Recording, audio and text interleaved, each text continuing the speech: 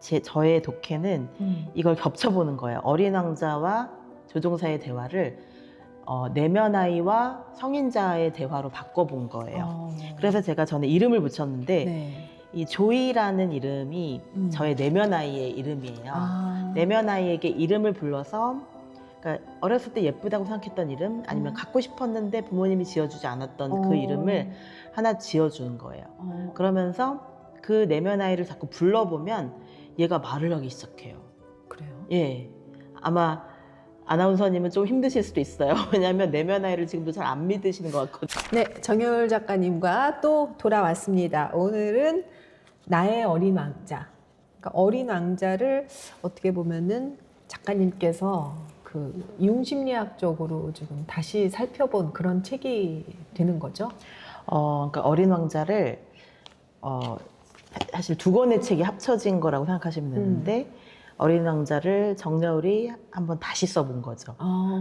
그런 좀 문학적인 작업하고 네. 두 번째는 심리학적으로 융심리학의 프리즘에 비춰서 어린 왕자를 우리 삶의 어떤 성장의 에너지로 바꾸는 그런 작업을 해보고 싶었어요. 그래서 하나는 문학적으로 어린 왕자를 다시 현대사회에 맞게 조금 저에 맞게 좀 바꿔본 것이고 또 하나는 용심리학적으로 어린 왕자를 다시 해석했을 때 우리에게 훨씬 더 많은 영감을 줄 수 있다는 거. 네. 그걸 여러분들에게 말씀드리고 싶은데 여기서 네. 이제 키워드가 내면아이, 내면아이. 이너 차일드라는 것이죠. 네. 저희가 그 오유경 TV에서 데미안 프로젝트하고 서바이벌 리포트 두 권의 책을 할 때 이제 네. 융심리학의 그 내면아이라는 개념을 만나게 됐잖아요. 개성화와 사회화가 네. 어떻게 다른지도 얘기를 하셨고. 네. 그런데 이번에는 그 어린 왕자라는 책도 그 기준으로 이제 바라보니까 또 이게 더 깊이 있는 해석이 되네요. 그러니까 어린 왕자라는 책이 처음 나왔을 때 이게 어린이용인가 성인용인가 이런 것을 많이 논쟁을 했대요. 네. 그런데 이게 저는 여러 번 읽을수록 더 좋다고 생각하는데 고전 문학은 특히 어릴 때 읽었을 때는 어린 왕자의 입장에서 많이 읽었던 것 같아요. 그죠. 그런데 커서 읽어보니까 조종사의 입장에서 맞아. 많이 또 생각하게 그렇게 되더라고요. 되더라고요. 그러니까 그게 빨강머리엔도 마찬가지거든요. 어릴 때는 앤의 입장이나 뭐 다이애나 입장이나 이렇게 읽었지만 크고 나니까 마릴라와 매튜의 입장에서 생각해보니까 얼마나 힘들었을까, 얼마나 어려웠을까, 그리고 또 앤이 자라게 되고 든든하게 성장해가는 모습을 보면서 얘가 마치 떠나가는 것 같잖아요. 네. 너무 사랑스러운 존재가 처음에는 낯선 존재였다가 나중에는 사랑스러운 존재였다가 이제는 커서 이제 떠나보내야 되는 존재가 되기까지 그 사랑을 너무나 잘 표현한 책이 또 빨강머리 앤인데 마릴라의 입장에서는 또 다른 의미의 성장 소설이더라고요. 그러니까 우리가 마릴라가 누구였는지 기억이 마릴라가 안 나는데. 그 앤을 키워준 엄마의 역할을 해준 사람이죠. 그런데 계속 그냥 마릴라 아주머니, 마릴라 이런 식으로 부르잖아요. 그러니까 엄마라고 부르지 않기 때문에 좀 더 약간 창조적 긴장감이 있었던 것 같아요. 맞아, 엄마가 아닌 존재가 엄마처럼 그렇게 해주니까 그런 그 입장에서 읽어보면 우리가 고전을 위대한 개츠비도 개츠비의 입장에서 읽어볼 수도 있고 또 개츠비를 바라보는 닉이라는 친구의 입장에서 읽어볼 수도 있고 데이지라는 그 사랑하는 그쵸, 여자의 그쵸. 입장에서 볼 수도 있거든요. 그러면은 우리는 여러 존재의 시점을 살아볼 수 있게 돼요. 그래서 여러 번 읽어야 되는군요. 책 한 네. 권을. 그러니까 우리가 한 번에 다 읽는다는 건 사실 되게 좀 오만인 것 같아요. 맞아. 예, 그 시간에 내가 관심 있는 주제만 결국 집중해서 읽게 돼요. 맞아. 그런데 우리가 나이도 들고 경험이 쌓이면 다양한 사람의 진짜 왜 내 안에 많은 내가 살고 있다는 노래도 있는 것처럼 내 안에 많은 나를 잘 활동시켜서 그 수많은 인물들의 입장에서 생각해 볼 수 있는 어떤 여유와 또 시점, 퍼스펙티브라고 하죠. 그런 시점이 생기는 것이 그것 자체가 성장인 것 같아요. 제가 이 어린 왕자를 저희 오유경 TV에서는 그 홍대 불문학과 진형준 교수님이 이제 해설해 주신 어린 왕자로 한번 읽으면서 너무 충격을 받은 거예요. 이렇게 깊이 있는 이야기가 있었나? 그래서 그때 한번 또 읽었고 이번에 또 작가님과 이걸 하기 위해서 어린 왕자를 읽었는데 제가 제일 처음 어린 왕자 읽었을 때는요.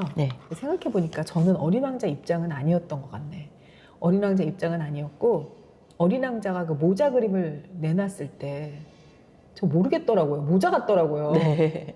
그래서 나는 어린인데 왜 이게 코끼리가 들어있는 보아뱀으로 안 보이지? 막 이것 때문에 너무 좌절했던 기억.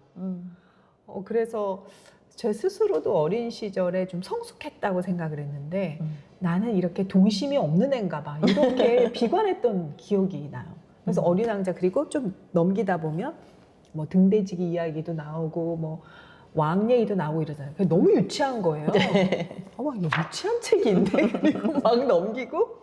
근데 이제 여우가 나왔을 때 네. 길들인다는 얘기, 그렇죠. 뭐 장미꽃 이야기 이거에는 굉장히 감명을 받았었고 마지막에 이게 왕자가 죽은 게 아닌데 죽은 건가 막 거기에 대한 의문, 거기에 사로잡혔던 기억이 있어서 어떻게 보면은 작가님이 인터뷰하신 내용을 어디 보니까 작가님은 어린 왕자를 읽고 엄청 울었다는 거예요. 네. 그래서 저는 그게 부럽더라고요. 그래요? 이분은 동심이 그때 막 있었고 나는 이 어린 왕자 책조차 그렇게 읽지를 못했다라는 생각이 들면서 저는 그 학창 시절에는 앙드레지드 책을 엄청 읽었어요. 저도 좋아했어요. 그 책을 좁은 문 뭐 이런 전원교양 맞아. 너무 좋죠. 그때 한참 유행이었었던 것 같아요. 그리고 앙드레지드가 문장이 너무 좋아요. 맞아. 문장이 너무 아름다워요. 그런 책에 빠져 있었고 네. 장발장 이런 책 좋았는데 네. 이 어린 왕자는 좀 동화라고 생각을 해서 그렇죠. 좀 유치하게 생각하고 딱 이렇게 버렸던 책인 거예요. 그러다 보니까 이거를 다시 의미를 알게 되면서 굉장히 놀라기도 하고 좀 부끄럽기도 하고 나의 그 교만함과 조숙하게 크신 거군요. 조숙한 네. 그런 조숙함을 강요받았을 수도 있고. 좀 그랬던 기억이 쭉 떠오르더라고요. 네. 우리는 이제 어렸을 때는 조숙한 걸 되게 칭찬받잖아요. 좀 어린이답지 않을 때 좀 더 이렇게 으쓱하도록 키우는 부모들이 많았던 것 같아요. 우리 때는. 그런데 사실은 조숙하다는 것은 어린 시절을 잃어버리는 걸 수도 있거든요. 그래 슬프더라고요. 예, 그러니까 어린이다움, 네. 천진난만함, 그리고 꼭 올바르거나 훌륭하지 않아도 되는 시기가 있어야 되는데 네, 맞아요. 우리는 올바르지 않고 훌륭하지 않고 장난치고 모험하고 이럴 시간이 없도록 그렇게 키워졌기 때문에 사실 저마다의 가슴 속에는 다 사랑받지 못한 어린 왕자가 있지 않을까라는 생각을 하게 돼요. 네, 그래서 이 이너 차일드라는 개념을 알기 전에는 그냥 어린 왕자는 저에게 슬픈 소설이었어요. 슬프고 마지막이 너무 슬퍼서 또 나중에 대학생 돼서 또 읽었더니 또 울더라고요, 제가. 그래서 나는 울본가? 이러면서 굉장히 어린 왕자를 슬픈 소설로 저는 기억하고 있었어요. 그런데 왜 우는지는 이해가 안 됐어요.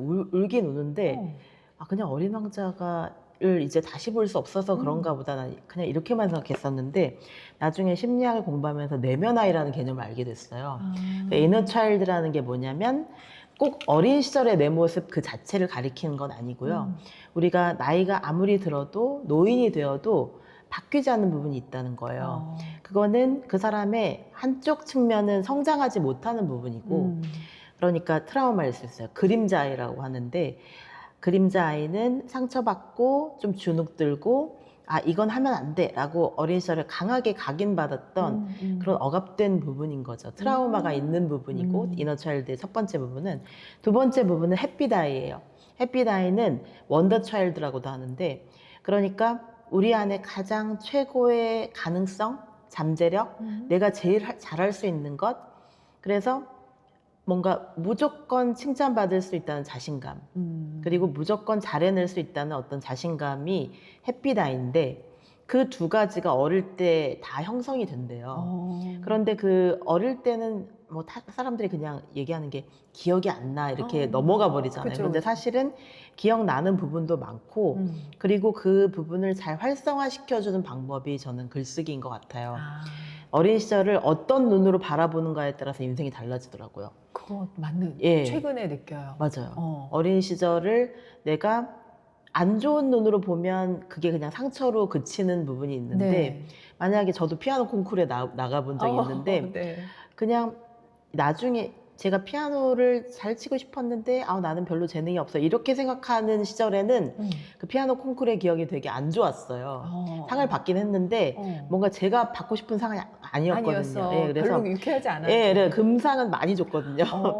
근데 저는 그보다 좀 한 단계 높은 상을 원했는데 금상에는 만족할 수가 없었던 거예요. 그런데 생각해 보니까 내가 그걸 안 했으면 한 번도 콩쿨 같은 건 나가지 않았겠구나. 거기서 한번 경험해 본다는 게 되게 중요했던 것 같아요. 그건 지금 생각하면은 대단한 일이었는데. 예, 그래서 그거를 선생님이 내보내 준 것도 되게 고마운 거고, 맞아. 그리고 그걸 나중에 또 왜 식구들의 그 가족들의 기억이 다 다르잖아요. 그런데 제 동생이 그러는 거예요. 언니 나도 언니 피아노 치는 거 보러 가고 싶었는데 저희 집이 딸이 셋이거든요. 네네. 그런데 엄마가 둘 다 데려가는 게 힘드셨나 봐요. 그래서 하면 너는 집에 있으라고 해서 제 동생을 못 보고 막내만 데리고 가신 거예요. 근데 생각해보면 사실 둘째가 저랑 연년생이 1살 차이밖에 안 나니까 둘째가 더 기억이 많이 났을 텐데 갔으면. 그래서 언니 그때 나 언니 피아노 치는 거 못 봐서 되게 서운했어 이러더라고요. 40이 넘어서 그 얘기를 하더라고요. 그렇구나. 그러니까 이게 참 저마다의 마음속에 다른 이야기가 있고, 그때 언니 피아노 치는 거 보고 싶었던 내면 아이가 제 동생한테는 있는 거고, 저는 되게 좋은 상을 받고 싶었는데 좀 금상 정도를 받아서 서운했던 내면 아이와 또 하나는 그런 사실은 재밌기도 하고 떨리기도 하고 설레기도 하고 그런 너무 복잡한 감정을 11살, 12살 때 느껴봤다는 건 되게 좋은 경험이라는 걸 아주 오랜 시간이 지나서 알게 된 거예요. 그거를 새로 빛을 비추신 거군요. 맞아요. 새로운 빛을, 예, 그림자 아이도 있었지만 사실 햇빛 아이가 있었다는 것을 그때 내가 콩쿠르에 나가서 너무 신나고 재밌고 이런 것도 있었다는 것을 나중에 깨닫게 된 거예요. 그러니까 제가 심리학 공부하면서 되게 재밌었던 게 그림자를 잘 보살펴주면 햇빛도 나오더라고요. 햇빛만 볼 수는 없나요? 그럼? 햇빛만 보기가 이게 모범생들의 생각인데 이렇게 그 좋은 과정을 이게 터널을 지나야 비로소 빛이 보이듯이 그 터널을 안 지나가면 그곳에 아예 갈 수 없는 곳들이 있거든요. 그러니까 그림자의 터널을 통과해야만 보이는 것들이 있고, 예를 들면 한강 작가님의 작별하지 않는다라는 소설은 제주 4.3을 역사적 사건을 배경으로 한 건데 그 4.3에 대한 지식과 4.3에 대한 안타까움이 없으면 아예 그 소설을 이해할 수가 없거든요. 그러니까 이게 꼭 거쳐가야만 하는 터널인 거예요. 소년이 온다도 광주 1980년 광주의 역사적 상처를 알아야 더 잘 이해할 수 있고 감동받을 수 있는 소설인 것처럼 우리가 묻어둔 부분들을 계속 묻어만 두면 보이지 않는 햇빛이 있어요. 그래서 그 그림자를 통과함으로써 더 잘 보이는, 더 크게 보이는 거죠, 내가.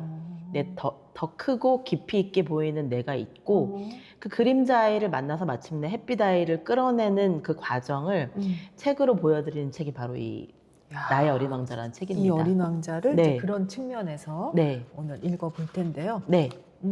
제일 먼저 지금 짚어주신 부분이 내면 아이의 종류죠. 내면 아이 종류. 종류가 있어요? 그래서 내면 아이를 조금 긴데 그래도 여기를 다 읽어드리는 게 좋을 것 같아서 이 내 안에 어린아이가 울고 있다라는 내면아이의 좀 필독서 같은 책이 있는데요. 내 안에 어린아이가 울고 있다는 내면아이 전문가의 책인데 7가지 유형의 내면아이가 있다는 거예요. 혹시 그 영화 인사이드 아웃인가? 뭐 거기에 뭐 기쁨이 뭐 좀 상관이 있을 수도 있어요. 왜냐면 근데 그건 이제 감정을 캐릭터화한 거잖아요. 그래서 그게 내면 아이와 많이 겹치죠. 왜냐면 내면 아이의 감정이 어릴 때 많이 억압되는 사람들이 너무 많기 때문에 왜 울기만 해도 혼나는 사람들이 있었어요. 남자가 왜 울어? 그러니까 맞아요. 우는 것도 너무 크게 웃어도 혼나고 울면 더 혼나고 이랬던 기억이 있는 사람들은 시대가 있었어요. 맞아요. 내면 아이가 억압된 거죠. 그게 좀 겹치는 부분이 있어요. 그런데 내면 아이의 첫 번째 유형은 돌보미 유형이래요. 돌보미 유형은 자신의 정서적 욕구나 자존감을 상대방에게서 찾으려는 성향. 사랑받는 유일한 방법은 자신의 욕구를 무시하고 타인의 요구를 만족시켜주는 것. 그러니까 엄마 말을 잘 들어야 엄마는 날 좋아해. 엄마가 그치. 내가 원하지 않아도 엄마의 명령을 따라야 해. 이렇게 되는 사람들은 결국 자기가 돌봐줘야 되는 사람을 또 고른다는 거예요. 배우자로. 그러니까 평생 자기가 하고 싶은 건 못하고 산다는 거예요. 봤어. 예, 네네. 돌봄 유형이 가장 많이 나타나기 때문에 아마 1번 네네네. 유형인 것 같아요. 그래서 둘째, 과잉 성취 유형은 제가 이런 경우인데요. 필사적으로 성공과 성취를 통해 타인에게 인정받으려고 했던 저의 어린 내면 아이는 이랬던 것 같아요. 낮은 자존감을 숨기기 위해 어떻게든 타인의 검증을 받으려 하며 사랑받는 유일한 방법은 성공뿐이라 믿는다. 아마 한국 사람 중에 이 과잉 성취 유형과 돌봄의 유형이 많을 것 같아요. 맞아. 이제 셋째, 저성취 유형의 내면 아이는 비판과 실패를 부끄럽게 생각하기에 자꾸만 움츠러들고 아예 성취 자체를 안 하려고 하는 거예요. 피해버리는 거죠. 예, 그래서 눈에 띄지 않으려고 하고 자신의 잠재력을 마음껏 발휘하지 못하고. 제일 이해 못하는 유형인데 맞아요. 요즘 친구들이 좀 많은 것 같아요. 예, 왜냐하면 높은 성취를 요구받기 때문에 저렇게 1등을 못할 거면 그냥 나는 눈에 띄지 않게 살아가자 이렇게 결정해버리는 거예요. 그리고 우리 시대는 뭔가 막 성취욕이 많은 좀 세대였던 것 같고 지금 RS는 너무 또 풍요롭고 부모들이 워낙에 또 한 게 많다 보니 편안하게 살 수 있는 방법들이 생겼죠. 그 편안함의 텐트 속으로 숨고 싶은 그런 거죠. 경우 많이 보는 것 같아요. 네. 그래서 사랑받는 유일한 방법은 차라리 보이지 않는 것이라 믿는다. 이게 너무 슬프죠. 그리고 넷째, 구조자 보호자 유형은 자기를 일종의 뭔가 자기가 구원자가 돼서 남을 구해줄 수 있는 그런 미션이 있는 사람이라고 생각해요. 피곤하던데 그 대신 좋은 사람들이 많죠. 근데 본인은 굉장히 괴로워요. 다른 사람들을 무력하고 의존적인 존재로 바라보고 강력한 힘으로 무장하여 타인이 자신을 우러러보기를 바라요. 영웅 심리가 좀 있죠. 심리, 우리 사회에 좀 필요한데. 네, 좀 필요해요. 맞아요. 그래서 이런 사람들이 사실은 소방관이나 경찰관이 되면 좋아요. 좋은데 그 유형을 알고 그 그림자를 알아야 된다는 거예요. 그치. 이게 빛인데 드러나는 것은 구원인데 속으로는 자신도 구원 받아야 되거든요. 그렇죠. 자신도 도움이 필요하거든요. 그러니까 이런 내면 아이의 빛과 그림자를 알아야 우리가 스스로에 대해서 더 많은 것을 알게 된다는 것이고요. 다섯 번째, 파티스타 유형은 이제 헐리우드의 말썽꾸러기를 떠올려 보시면 되는데요. 연예인이나 스타들 중에서 유난히 사고를 많이 치는 사람들이 있죠. 이런 사람들은 외향적이고 활기차고 재미있는 내면 아이를 가졌는데 단점이나 힘든 모습을 결코 들키지 않으려고 해요. 친구 중에 있어요. 네. 힘들 때는 전화 한 통화도 안 하다가 좋은 일 있을 때 전화해서 막 얘기해요. 뭐가 다 잘 되나 보다 하면 힘든 일일 땐 전화 한 통화도 안 했던 거예요. 그러니까 힘들 때는 그 사람은 얼마나 힘들겠어요. 얘기할 사람이 없어서. 그러니까 행복한 척하는 것. 그래서 파티스타 유형의 내면 아이는 행복한 척하고 주변 사람들을 행복하게 해줌으로써 사랑받기를 원하고 그러니까 예쁘고 사랑스러운 모습만 보여주기를 원하기 때문에 그림자를 전혀 알 수 없는 사람들. 이런 사람들은 또 마음에 화병이 생길 수 있다는 거죠. 여섯째, 예스맨 유형의 내면 아이는 자기 희생을 추구하여 인정받으려 한다. 예스맨 유형은 굉장히 순종적이고 난 뭐든지 다 할 거야. 그래서 자기 희생만이 이타적인 모습, 남들을 위해주는 착한 모습만이 사랑받는 방법이라고 생각해서 그러니까 착한 아이 컴플렉스 이런 경우가 이제 대표적이죠. 그리고 일곱째, 영웅 숭배 유형은 끊임없이 자신을 이끌어줄 지도자를 필요로 해요. 그래서 그러니까 팬덤이 심한 사람들이죠. 그래서 완벽주의를 추구하는 부모 밑에서 자랐을 가능성이 크고 실수를 두려워하며 자신의 욕구를 부정하고 영웅적인 인물들을 롤모델로 삼아 그를 성공적으로 모방해야 그 사람을 따라해야 마음이 편한 거예요. 그 사람이 따라할 모델이 그 모델이 잘못해버리면 또 이 사람이 같이 무너질 수가 있어요. 그러면 지금 뭐 팬클럽에 좀 굉장히 몰입하는 친구들 약간 이런 유형일 수도 있죠. 근데 이제 그게 한때 좀 성장 과정에서 그러면 괜찮은데 이게 너무 캐릭터화 돼버리면 그 사람의 성격이 돼버리면 그 스타의 삶과 내 삶은 다르잖아요. 그죠. 내 삶이 먼저고 그 다음에 스타의 삶도 있는 것인데 너무 이제 팬덤이나 또는 뭐 정치인들을 되게 늘 뉴스를 보는 사람들도 있어요. 그런 것도 일종의 이런 팬덤적인 지향이에요. 영웅 숭배 유형이죠. 지금 7개 얘기해 주셨는데 다 조금씩은 그렇죠. 한 가지 유형만 있는 것이 아니에요. 다 조금씩은 내 안에 있다는 생각이 내 안에 다 있고 좀 더 이제 강한 게 있을 것 같아요. 그래서 그 파티스타 유형의 내면 아이들이 요즘 점점 많이 생기는 것 같고. 파티스타 유형. 예, 그래서 사람들이 SNS를 하다 보니까 그렇게 해서 유리하잖아요. 좋은 점만 보여주는 거예요. 잘 지내고 뭐 맛있는 거 먹고 예쁜 거 사고 이럴 때만 보여주고 정작 그 사람이 뭐 때문에 힘든지 아무도 알 수 없게 되는 거죠. 근데 유난히 또 네. 좀 본인한테 안 좋은 일을 네. SNS에 올리기도 하는데 맞아요. 네. 그거는 왜 그런 그거는 이제 그렇게 위로받고 싶은 마음이 있는 것 같아요. 왜 아픈 사진 막 올리시고. 근데 계속 보다 보면 보는 사람은 좀 힘들잖아요. 무슨 어려운 일 있을 때 네. 그걸 굳이 연민을 많은 구하는 사람이 보는 거죠. 거에 이런 사적인 거를 올리나 저는 살짝 이해가 안 되기도 하는 편인데. 그러니까 그 경우는 이제 이 안에 없을 수도 있지만 저는 근데 이 안에 좀 있을 수도 있을 것 같아요. 일종의 자기의 감정을 누군가 느껴주길 바라는 거죠. 공감을 원하는 거죠. 공감을 원하는 거군요. 공감을 원하고 사람들이 또 이제 내가 아플 때는 뭘 잘 해낼 수 없으니까 내가 뭔가를 잘 해낼 수 없을 때 사람들이 뭔가 좀 숨고 싶어 하는 거죠. 내가 이런 상황이니까 내가 성과를 잘 못 내더라도 이해해 주기를 바라는 마음일 수도 있어요. 그러니까 여러 가지 심리가 있을 수 있는데 제가 그 유형이 아니라서 잘은 몰라요. 그런데 그렇게 되면 계속 그렇게 하다 보면 사람들이 지쳐요. 그걸 알아야 돼요. 사람들이 그걸 보고 그 사람을 더 많이 공감해 주기보다는 자꾸 아프고 힘든 얘기만 하면 그 사람에게서 멀어져요. 그러니까 본인이 요구하던 그 성과가 안 나올 수가 있어요. 내면 아이가 아마 어릴 때 응원을 많이 못 받거나 공감을 많이 못 받거나 이랬던 사람이 그럴 수도 있죠. 그런데 생각보다 많아요. 그런 분들이. 지난번에 말씀하신 거 대면 얘기하시다가 그 얘기를 해주셨는데 그 구절인 것 같아요. 사랑은 받았을 때 존중을 못 받았다는 표현을 하셨잖아요. 그 막 부모님으로부터 이쁨 받은 거하고 존중 받은 게 조금 다른 결이 있잖아요. 그냥 부모님이 예뻐하는 그 유형이 소유물로서 예뻐하시는 분이 있고 그냥 나의 성과, 나의 빛. 그러니까 얘가 잘할 때 더 좋다면 그건 사실 좀 사랑보다는 성취욕이 더 강한 사랑이죠. 사랑에 성취욕이 더 많이 개입되어 있는 경우에는 자식들이 나 못할 수도 있는데 나 못할 때는 엄마가 안 예뻐해 주나? 아빠가 날 사랑하지 않나? 이렇게 생각할 수 있어요. 그러니까 존중도 되게 필요하고 공감도 되게 필요한데 제가 내면 아이라는 것을 공부하기 시작하니까 정말 저한테 다 있더라고요. 나는 때로는 예스맨이었고 때로는 영웅 숭배자였으며 때로는 파티스타처럼 남들을 즐겁게 해주고 싶었다. 그런데 그 밑바닥에는 늘 외롭고 버림받고 상처 입은 느낌에서 벗어나지 못했던 것 같아요.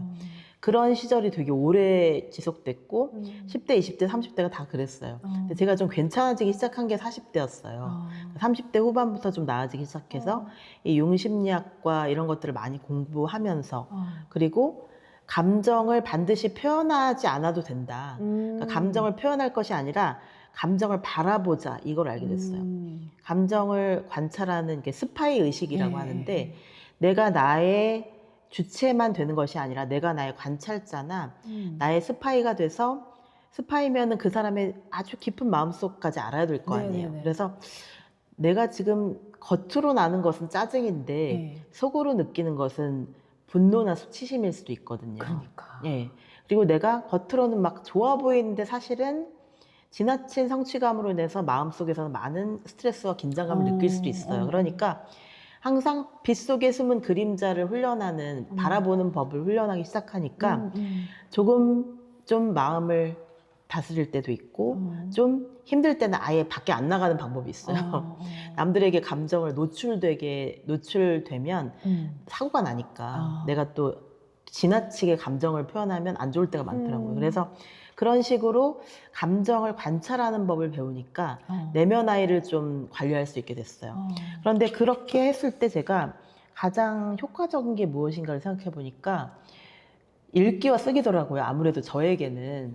그래서 다시 생각난 작품이 어린 왕자였는데 왜 그랬냐면 어린 왕자와 조종사의 대화를 생각해 보니까 꼭 내면 아이와 성인자의 대화 같은 것 같아요. 그러니까 그런 컨셉으로 읽으니까 새로워 보이더라고요. 맞아요. 완전히 새로운 이야기가 되더라고요. 이거를 그렇게 읽어보니까 조종사가 만난 것은 이제 이거를 굉장히 뭐 문학평론식으로 해석을 해보면 조종사의 또 다른 자아일 수 있거든요. 근데 당시 사람들은 어떻게 해석했냐면 생텍쥐페리가 어린 시절에 그 동생이 죽었어요. 남동생이. 그래서 그 죽은 남동생에 대한 어떤 안타까움이 이 캐릭터를 만들어낸 것이다. 이런 식으로 분석하는 분들이 많았어요. 아, 그렇군요. 근데 저는 근데 그게 너무나 좀 그 자전적인 해석을 너무 과하게 한 것 같고 상관없었을 것 같아요. 남동생이 있든 없든 이 소설을 썼을 것 같고 그거는 우리 모두의 마음속에 잠들어 있는 저마다의 어린 왕자가 있다고 생각해요. 그 어린 왕자를 깨워낸 게 이 책이고 그래서 제가 이 책을 읽으면서 왜 이렇게 13살 때 지금 나이로 하면 이제 11살, 12살이었을 텐데 왜 이렇게 많이 울었을까를 생각했거든요. 그래서 왜 울었나를 이제 생각해 보니까 어린 왕자가 뱀에 물려서 이제 다시는 이 별에서는 볼 수 없게 되었을 때 지구에서는 볼 수 없고 이제 별로만 볼 수 있게 됐다는 것은 이게 되게 현실적으로 물어보면 죽었느냐 살았느냐 이렇게 질문할 수도 있겠지만 어린 왕자의 죽음이 저에게는 어린 왕자의 사라짐이 저에게는 내가 죽는 것 같더라고요. 나의 어린 동심이. 네, 나의 어린 시절이 왜냐하면 막 초등학교 6학년, 5학년 때부터 벌써 스트레스를 받았던 거예요.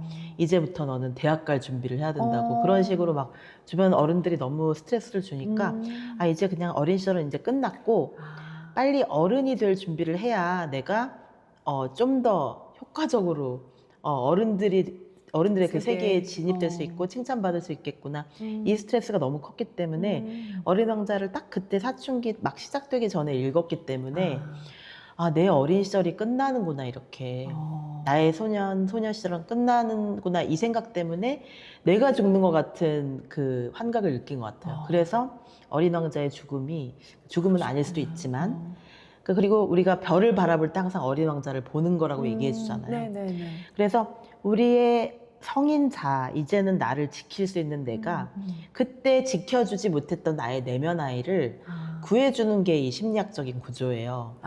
그래서 그때는 나를 보살필 수 없었잖아요. 어른들이 막 상처 주면 다 받고 누가 비난하면 그 비난이 진짜인 줄 알고 막 그랬잖아요. 그렇죠. 그런데 지금은 누가 나를 비난하거나 막 악성 댓글을 써도 나 그런 사람 아닌데? 저 사람이 날 잘못 봤구나. 이렇게 나를 방어할 수 있게 되었잖아요. 그렇죠. 나를 지킬 수 있고 나를 방어할 수 있게 된 이제 좀 든든한 성인 자아가 내면 아이를 상징적으로 입양해야 된다는 거예요. 오히려 네. 찾아내서. 네, 그래서 내면 아이를 돌봐주는 삶이 훨씬 더 풍요롭고 창조적인 삶이 될 수 있다는 거죠. 저는 이제 내면 아이가 제 안에 어린 아이가 있다는 사실조차 모르고 살았던 거예요. 그냥 성취를 위해서 열심히 나를 다그치고 웬만한 성취에도 기쁘지가 않은 거예요. 너무 이상이 높으니까 난 저만큼 가야 되는데 뭐 방송 대상을 받은 날도 그렇게 기쁜 줄을 모르겠더라고요. 어머나. 근데 우리 작가님이 아까 얘기하신 거랑 똑같아. 지금 생각하니까 그 밝은 면과 즐거운 면이 있었는데 너무 좀 완벽주의적인 성향이 있었던 거예요. 생활이 완벽한 건 아닌데 드러나는 성과는 중요했던 거죠. 저것이 저 상이 진짜 내가 여기에 전문가가 되고 최고가 됐다는 의미의 상이 아니다. 그냥 이 프로그램의 인기가 좋아서 내가 이걸 받았는데 그렇게 생각하신 거예요? 진정한 나는 이 상을 받아야 돼. 이렇게 생각을 하니까 그게 그렇게 저의 성취로 안 느껴졌어요. 그러다가 오히려 이제 우리 이제 앞으로 하겠지만 아티스트 웨이라는 책을 하면서 그 내면 아이라는 개념, 내 안의 아이를 보게 되고 그걸 보면서 조금 그 아이를 성장시키는 과정에서 뭐 어떤 즐거움과 기쁨과 이런 것들을 좀 햇빛도 보게 되고 약간 그런 저도 지금 과정이 있는데 작가님이 쓰신 이 글에 너무 공감을 많이 한 거예요. 우리처럼 저는 이제 맏딸이었고 굉장히 기준이 높았고 또 제가 생각한 거를 다 하면서 살았던 거예요. 잘하니까 더 많이 요구하잖아요, 사람들이. 한 거 살았는데 의외로 성취감은 별로 없었던 직업 자체의 성격이었던 것 같아요. 아나운서라는 직업이 크게 성취감이 없더라고요. 근데 오히려 아나운서실을 떠나서 제가 이제 매거진을 만들고 뭐 어떤 걸 했을 때 그건 누가 알아주는 건 아니었지만 어떤 행사를 성공적으로 하고서 막 펑펑 울었어요. 정말 원하는 걸 해내신 너무 거군요. 성취감. 원했다기보다도 네.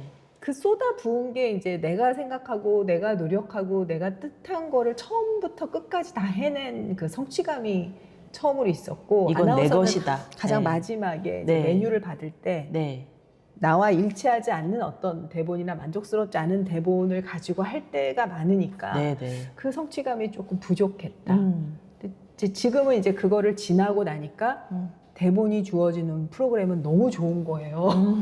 제 스스로 이제 한번 그렇게 하고 나니 네. 지금은 좀 편하게 방송할 수 있으면 그게 너무 좋고, 네. 남들이 해다 준 게 얼마나 큰 정성이 있는지를 알기 때문에 내가 혼자 취재한 것보다 훨씬 더 많은 시간과 투자를 해서 하나의 대본이 완성된다는 걸 알기 때문에 지금은 이제 그걸 굉장히 제가 잘 살려서 하는 거로 오히려 열심히 하는데, 옛날에는 남이 쓴 대로 어떻게 해?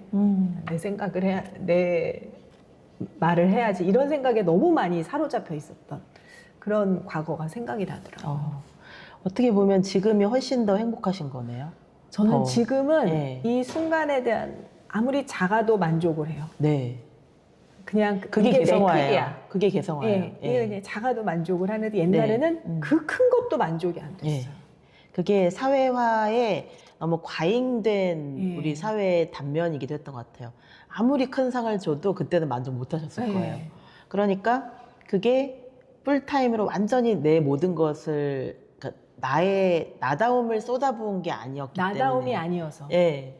지금 딱 그 말씀이. 네. 그 나다움의 씨앗을 아주 작게라도 내가 하나하나 키워서 내 것으로 만들었을 때 그건 사람들의 인정과는 별개로 그냥 내가 좋은 거죠. 그게 네, 너무 그게 소중하더라고요. 개성화예요. 맞아요. 그래서 지금은 그냥 대본이 있는 것도 있어서 좋고 없는 건 없어서 좋고 그때그때의 기쁨을 느낄 수 있게 됐잖아요. 네네네. 그게 개성화고, 아직 조종사는 지금 이 어린 왕자의 조종사는 지금 어떻게든 살아남아서 이 사하라 사막을 탈출해야 되잖아요. 완전 절체절명의 예. 지금 위기잖아요. 예, 그러니까 저거 못 고치면은 이 사람은 맞아요. 물도 죽는 거죠. 예, 죽는 거지. 예.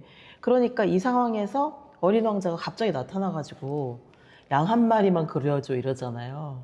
너무 저는 혁명적인 대사인 것 같아요. 지금 생각해도 어떻게 이런 걸 생각해냈을까? 아니, 저는 그러니까 어릴 네. 때 참 내가 너무나 늙은 노인이 있었다고 생각을 하는 게, 네. 이거를 작가님처럼 네. 너무 재밌다 막 이게 아니라 말도 안 돼.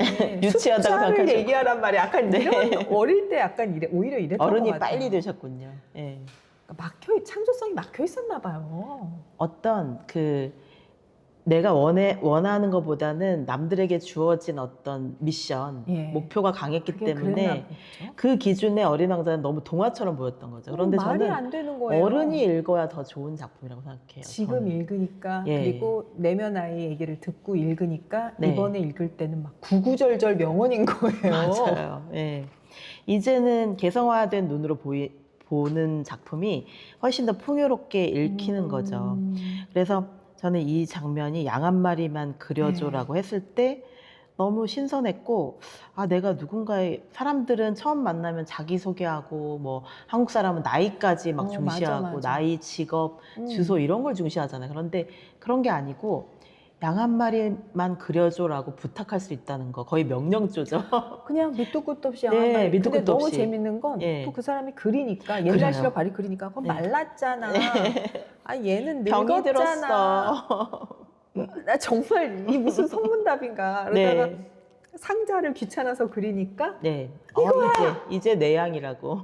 전 그게 너무 마음에 안 든 게, 네. 저는 정말 포동포동한 너무 예쁜 양을 그려줬으면 좋겠는 거예요, 그 조종사가. 근데 그냥 상자를 그려줬는데 또 어린 왕자가 좋아해요. 좋아하죠. 저는 정말 이해할 수 없는 소설이었어요. 네, 그래서 저는 너무 반대로 그게 너무 좋았던 거예요. 그러니까, 네, 그러니까 문학적 감수성이 있으셨던 문학 거지. 소녀는 맞았던 것 같아요. 네. 좋았던 것 같고, 맞아요.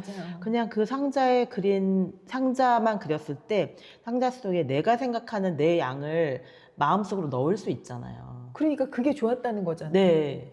근데 저는 아나운서님은 예쁘고 왜 포동포동한 예쁜 양을 왜 안 그려주는 그렇게 생각을 했던 거니까. 그러니까 뭔가 가시적으로 보여야 속이 시원했을 수도 있어요. 그러니까 여기 말하는 딱 어른이 저는 네. 다니까요. 예, 그러니까 그 모자를 보는 어른. 모자. 그래서 보아뱀을 볼 수 없는. 제가 정말 그때 얼마나 좌절했냐면 나는 순수하지 않은가 봐.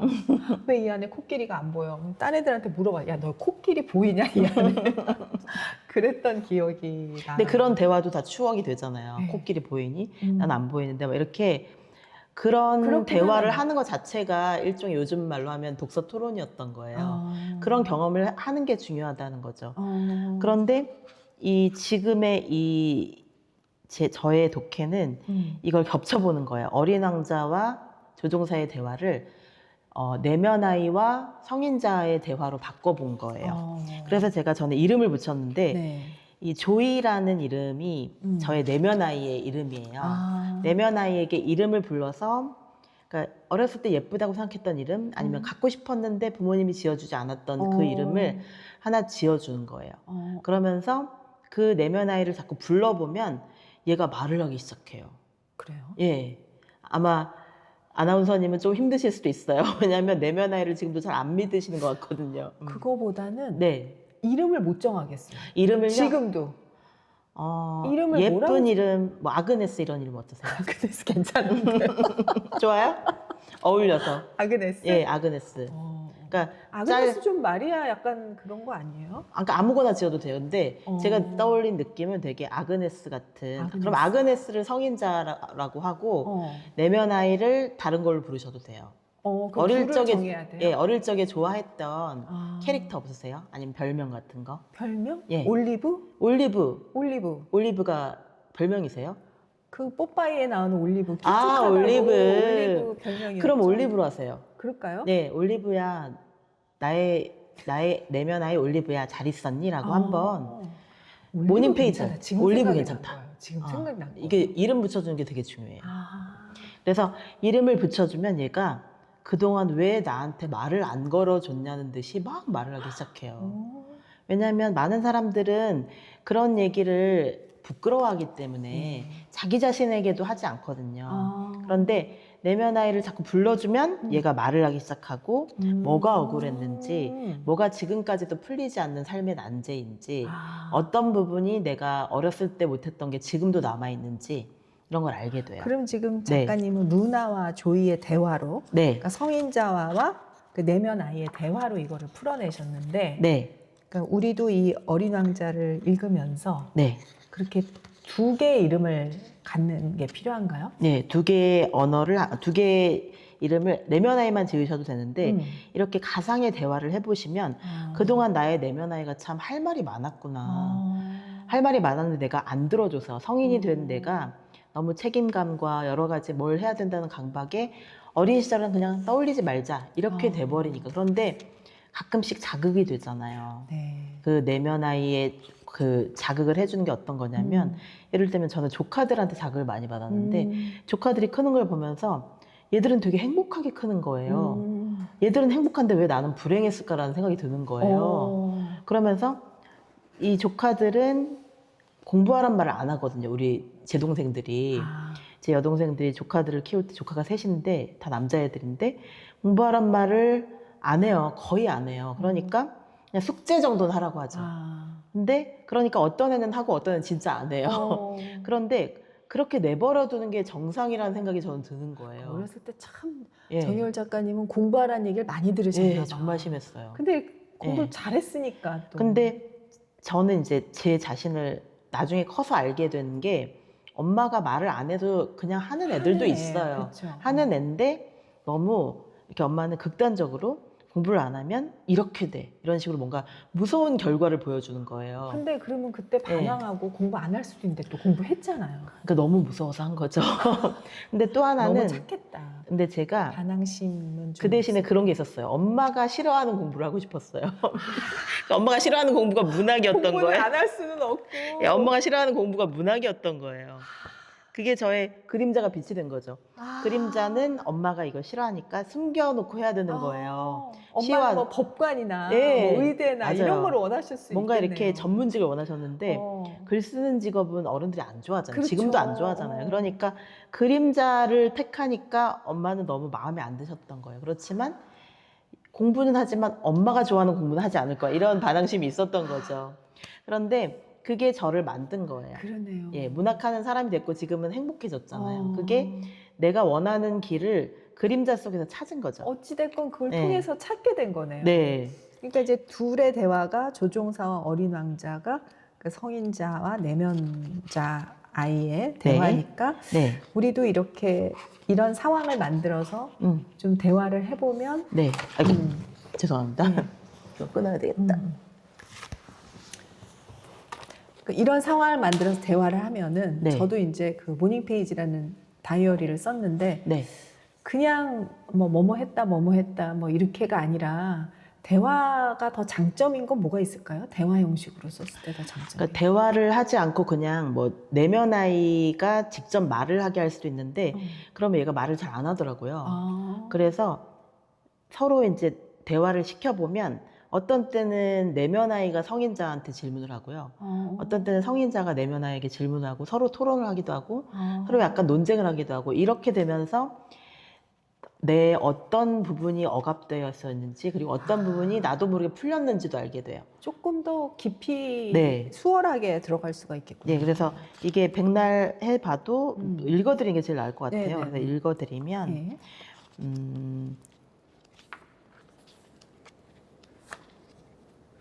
친구들에 대한 이야기도 나오고 막 그러는데 35페이지 한번 볼까요? 네. 35페이지.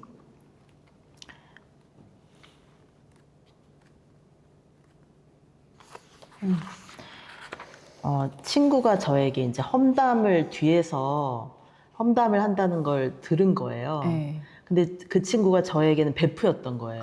그런 상처받죠. 내가 제일 좋아하는 친구가 나를 뒤에서 욕한다는 걸 또 다른 친구가 저한테 와서 읽는 거예요. 완전 어릴 네. 때 그런 거 많이 하죠. 맞아요. 근데 그런 거를 좀 저는 되게 좀 너무 예민하고 내성적인 아이였기 때문에 그걸 누구한테 말을 못했어요. 그냥 혼자서 일기를 썼던 거예요. 근데 혼자서 일기를 쓰면서 막 펑펑 울었던 기억이 있는데 그게 그 아이가 나를 버렸으니까 나도 같이 안 좋아해 버리면 된다고 생각할 수도 있는데 좋아하는 마음이 저는 계속 남아 있었던 거예요. 진짜요? 예, 그래서 그래도 나는 그 친구밖에 없는데라고 생각했기 때문에 더 슬펐던 것 같아요. 그래서 그 얘기를 이제 조이와 루나가 하는데 조이가 이래요.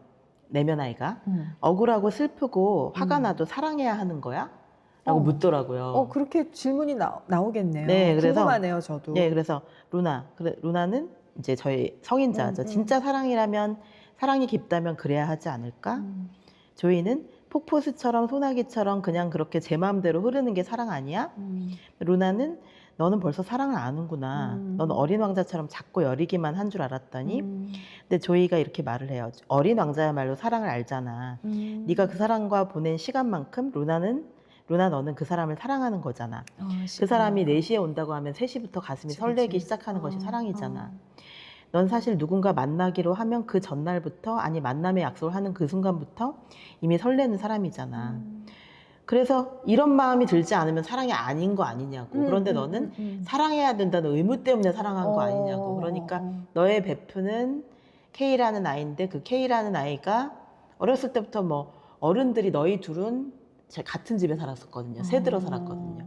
그러니까 같이 보낸 시간이 많으니까 너희들은 그냥 베프야 이렇게 돼버린 거예요. 엮어준 거지. 예, 엮어준 건데 생각해보니까 재밌게 놀았던 기억이 별로 없는 거예요. 그래요? 그냥 그 친구가 저한테 화내고 짜증내고 이랬던 게 훨씬 더 많이 기억이 나요. 예를 들면 제가 어느 친구 집에 가면 항상 그 집에 있는 책을 읽거든요. 예.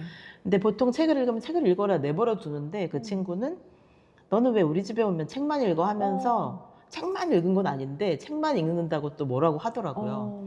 그래서 또 나중에 또 알고 보니까 그 친구는 제가 뭐 피아노를 잘 친다고 해서 질투하고 제가 공부를 잘한다고 해서 질투하고 이랬다는 소문이 또 난 거예요. 그러니까 서로가 서로에 대해서 질투하고 부러워하고 이런 감정이 더 강했던 것 같아요. 어릴 때는 참 그 질투의 감정이 있어요. 서로. 그런데 좋아하는 베프끼리 또 더해. 맞아요. 더 많이 알잖아요. 예.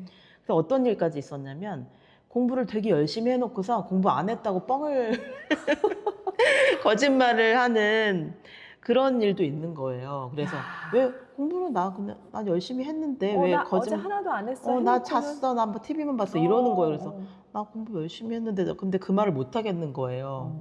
그래서 그냥 아무 말도 안 하고. 참 긍정적인 친구였다. 우리 그래서 노는 친구들은 그런 건 없었는데 그래가지고 참 공부하는 친구들은 서로 공부한 거 속이고 그랬구나. 맞아요. 그래서 행복한 척, 조이가 내면 아이가 이런 말을 해요. 너는 행복한 척, 친한 척, 괜찮은 척 하면서 어른이 된 거구나.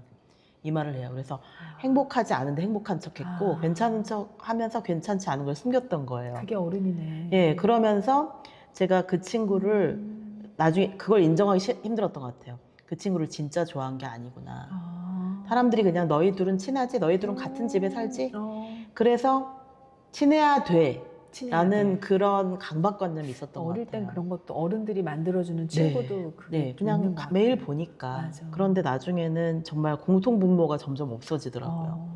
그래서 멀어지게 됐어요. 그런데 근데 항상 저는 다이애나랑 앤 같은 그런 친구가 너무 부러운 거예요. 분명히 다이애나가 앤을 질투할 수도 있거든요. 또 앤이 또 다이애나는 사랑받고 막 예쁘고 이러니까 그걸 질투할 수도 있어요. 그런데 둘은 그런 게 없고 진짜 너무 좋아하는 거예요. 그게 너무 부럽고 나는 평생 저런 친구는 못 사귀겠구나.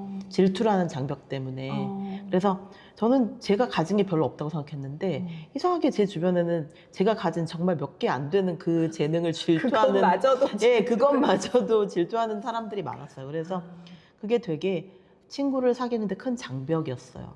예, 그런데 다행히 저에게는 자매들이 있어서 예, 자매도 물론 질투가 있죠. 그런데 자매는 그럼에도 불구하고 늘 같이 해야 되는 뭔가가 있잖아요. 부모도 공유하고 있고 추억도 공유하고 있고 무엇보다도 트라우마를 공유하는 관계이기 때문에 맞아요. 같은 상처를 많이 갖고 있기 때문에 그래서 자매들이 친구 대신 그 빈자리를 많이 채워줬던 것 같아요. 그래서 트라우마를 공부하다 보면 내가 가진 게 무엇인가를 알게 돼요. 그게 회복 탄력성이에요. 그게 회복 탄력성이고 내가 무엇으로 버텨왔는가. 어린 왕자에게는 자매가 없잖아요. 그죠. 그 대신 장미와 여우가 있죠. 그러니까 아이들을 우리는 너무 이렇게 보호만 해서는 안 되고 어릴 때부터 많이 여우도 만나게 해주고 장미도 만나게 해줘야 되고 많은 이렇게 어린 왕자가 지금 일종의 미니 오디세이를 하는 거예요. 자기만의 모험을 함으로써 성장해가는 이야기거든요. 그런데 우리가 정말 진짜 성장하기 위해선 한번 죽어야 될 때가 있어요. 상징적인 죽음인데 왜 심청도 한번 죽었다가 살아나죠? 인간수에 빠져서. 바리대기도 한번 죽었다가 살아나잖아요. 이런 것들이 모든 문화권에는 이런 통과의례적인 서사가 있는데 죽음을 통해서 다시 부활하는 거죠. 그게 이제 죽음이라는 말로 표현이 되는 거예요. 네, 맞아요. 죽음이라는 그 상징적인 제의를 통해서 어린 왕자가 뱀에 물리듯이 그런 것을 통해서 진짜 어른이 되는 거죠. 그러니까 그걸 알았으면 어린 왕자 그렇게 막 뱀에 물려 쓰러질 때 그렇게 가슴 아프지 않았을 텐데 우리가 고지고대로 해석하니까 죽었으면 어떻게 너무 슬펐는데. 근데 그 상징과 은유가 저마다 다른 순간에 말을 걸어오는 게 또 그 묘미가 있는 것 같아요. 그렇게 울었기 때문에 애착이 생겼잖아요. 그렇게 이제 막 어린 왕자 때문에 막 엄청 우셨다고 했는데 저는 그게 인어공주였거든요. 네, 인어공주 너무 슬프죠. 저는 그게 통곡을 너무 하셨구나. 통곡을 해서 제가 나중에 커서 이걸 다시 쓸 거야. 인어공주의 결말을 다시 쓸 거야. 라고 아주 결심을 할 정도로 그렇게 너무 가슴이 아팠는데 너무 잔인하죠. 그리고 또 디즈니에서 그걸 풀어주는 바람에 그냥 글을 다시 안 썼어요. 또 다르게 쓸 수도 있잖아요. 디즈니는 지금 또 디즈니 애니메이션으로 인어공주를 보면 너무 가부장적이에요. 아빠를 너무나 강한 존재로 만들어주고 다리도 결국 아빠가 만들어주는 거잖아요. 그런가? 예, 그리고 다리에 외모랜다. 마녀가 만들어주는 거 아니었어요? 마녀가 만들어준 게 없어지고 다시 궁극적으로 만들어주는 건 아버지예요. 애니메이션에서. 귀가 그래요? 예, 완전 바꿔요. 그러니까 아버지를 꼭 제우스처럼 그려놨잖아요. 이게 뭐냐면 원작의 심각한 왜곡인데 어느 정도 창조적으로 왜곡하는 건 괜찮은데 너무 심각한 왜곡이라고 생각이 드는 게 원작에는 아버지가 안 나와요. 아버지가 아무런 힘이 없어요. 존재는 하지만 아무런 힘이 없는 존재고 오히려 할머니가 약간 모계사회 비슷한 거죠. 할머니가 그 얘기를 해줘요. 인어공주가 인간이 되려면 인간에게는 있고 인어에게는 없는 것이 있는데 그게 뭐냐면 불멸의 영혼이라는 거예요.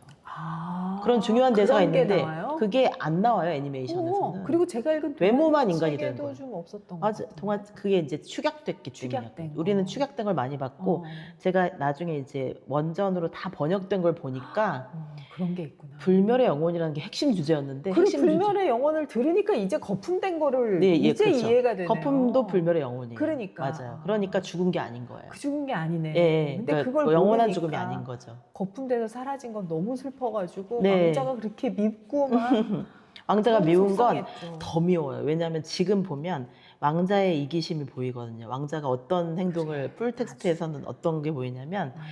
인어공주한테 키스를 해요. 키스를 하면서도 너는 나에게 동생 같은 애야 이렇게 말을 해요. 원작 소설 그 풀텍스트에서는. 그러니까 키스까지 해놓고선 자기가 분명히 여자로 바라본 거잖아요. 연인처럼 행동을 해놓고선 그냥 너는 나의 동생 같은 아이야 이렇게 말을 해요. 말과 행동이 다른 거예요. 분노같이. 예, 그러니까 지금 보면은 왕자의 행동은 정말 성희롱이, 예, 그리고 굉장히 남성 중심적인, 너무 자기 마음대로 다 하는 거예요. 그런데 인어공주는 말을 못하니까. 그래서 지금 제가 만약 다시 쓴다면 인어공주가 말을 못하는 대신에 뭔가 다른 장치로 감정을 표현하는 존재로 만들어줄 것 같아요. 뭐 수화를 배울 수도 있고 글쓰기를 배울 수도 있잖아요. 그렇죠. 그런데 그런 거 하나도 안 주고 인어공주를 너무 무력한 존재로 만들어서 제가 좀 지금도 화나는 부분은 너는 춤만 추면 돼. 너는 예쁘니까 춤만 추면 남자가 좋아해 줄 거야. 이렇게 말해주는 장면이 되게 충격적이더라고요. 지금 봤을 때도. 그래서 얼마나 그 당시의 동화들조차도 너무나 남성 중심적이었는지 여성을 그렇게 예쁘게 보이는 존재로만 묘사하는 게 인어공주의 영혼을 빼앗는 장면이 되게 많아요. 아니, 그 네. 동화를 왜 이렇게 끔찍하게 썼을까? 옛날 동화들 끔찍한 게 그때는 많아. 동화가 그러니까 어린이를 보호해야 된다는 생각이 없었기 때문이에요. 그러니까 어린이를 보호한다, 어린이를 어른과 다른 존재로 대한다는 생각 자체가 근대 사회의 생각이에요. 그래서 동화가 네, 원래는 민담이었어요. 동화가 아니라. 네, 그림 형제 동화가 아니라 그림 형제의 민담. 그냥 모든 백성들 민중의 이야기였던 거예요. 그랬군요. 예, 그걸 특별히 어린이들에게 읽히려면은 많은 각색을 했던 거죠. 근데 그 당시 사람들은 각색도 안 했을 거예요. 왜냐하면 어린이도 똑같이 그냥 험한 세상에서 같이 살아남아야 된다고 생각했던 시대고, 그런 시대구나. 지금은 어린이들한테는 그래도 특혜를 많이 주잖아요. 그쵸, 그쵸. 많은 보호 장치를 국가에서도 어린이에는 해주고. 동심을 훼손하지 맞아요. 않도록 얼마나 산타 할아버지가 진짜인 그러니까요. 것처럼 하려고 얼마나 쇼를 했는데. 예, 그런 쇼를 하게 만들잖아요. 그런 사회 분위기가 있는데 그 당시에는 어린이는 특별하다는 생각이 아예 없었던 거예요. 이제 이해가 되네요. 네. 이제 맥락이 그렇게 되는 거군요. 네, 그래서 어린이는 어떻게 보면 그 당시에는 너무 잔혹하게 어린이들이 쉽게 죽고 빨리 죽고 출생률, 그러니까 사망률이 되게 높았기 때문에 험난한 세상에서 어린이들도 살아남아야 된다고 생각했던 시대인 거예요. 그렇구나. 예. 근데 지금은 어린이들을 곱게 많이 키우죠. 그치. 예, 그러니까 완전히 그 동화를 각색해서 너무 지나치게 각색하는 경우도 많죠. 그래서 디즈니 애니메이션이 좀 지나치게 각색을 한 거예요. 예. 그리고 이제 그럼 네. 조종사와 이제 어린 왕자가 만나서 네. 양을 가지고 얘기한 것이 이제 내면의 아이를 만났어요. 네. 그 다음에 어떤 주제를 얘기할까요? 예, 그 다음에 조종사의 꿈이 원래 화가였다는 것이 드러나잖아요. 네. 그래서 화가를 꿈꿨을 때는 모자처럼 그려놓고도 사람들이 이게 보아뱀을 삼킨 코끼리이기를 알아보기를 바라는 조종사의 마음이 있잖아요. 그렇죠. 6살 때 그런 생각을 했다는 건 창조적인 아이였다는 뜻이죠. 그렇죠. 근데 그 아이의 창조성과 재능을 아무도 인정해주지 않아서 에이, 난 모르겠다. 이제 화가 같은 건 되지 말고 그건 나는 재능이 없으니까 그냥 뭔가 돈을 버는 쪽으로 어른들이 원하는 또는 좀 더 현실적인, 그래도 좋아하는 일을 택했죠. 조종사가 된 거는 좋아하는 일을 택했지만 마음속에는 늘 화가가 되지 못한 내면 아이가 있는 거예요. 아마 오유경 아나운서의 마음속에서도 피아니스트가 되지 못한 내면 아이가 아직까지 있을 거예요. 그런데 그게 다행히도 내가 원하는 일을 찾았기 때문에 지금은 억울하진 않으시잖아요. 그쵸. 예, 억울하진 않고 내가 지금 잘하는 걸 더 잘하고 싶지 그죠. 갑자기 피아노를 쳐야겠다는 생각은 별로 안 드시죠? 저는 피아니스트가 된다는 생각은 안 해봤어요. 안 해봤어요? 예. 저는 피아니스트가 되고 싶은 내면 아이가 있었어요. 그래서 그것에 대한 상처가 아주 30대 후반까지도 있었고요. 그런데 그거를 좀 해소해 준 사건이 남편이 저한테 피아노를 사줬어요. 몇 살에?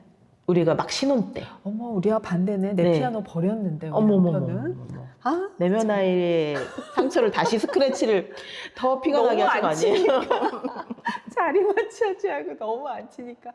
아, 그러셨구나. 예, 그래서 피아노를 그러니까 이제 아파트니까 피아노를 크게 칠 수는 없으니까 이 디지털 피아노를 당시 사양으로 최고 사양으로 진짜 자기 월급을 탈탈 털어서 사준 거예요. 제가 가장 힘들고 아프고 이랬을 때 말도 안 하고 갑자기 예, 디지털 피아노를 정말 좋은 걸 사줘서. 그러면 그때 네. 어릴 때 피아니스트의 꿈이 있었다는 걸 남편은 알고 계셨고 있었죠. 그래서 네. 그 내면 아이에게 선물을 한 거네요. 네, 그래서 제가 너무 힘들어하고 많이 우울해하고 이제 나는 약간 좀 그때 많이 심각했어요. 그때 좀 병원에 가야 될 정도로 많이 마음이 아팠거든요.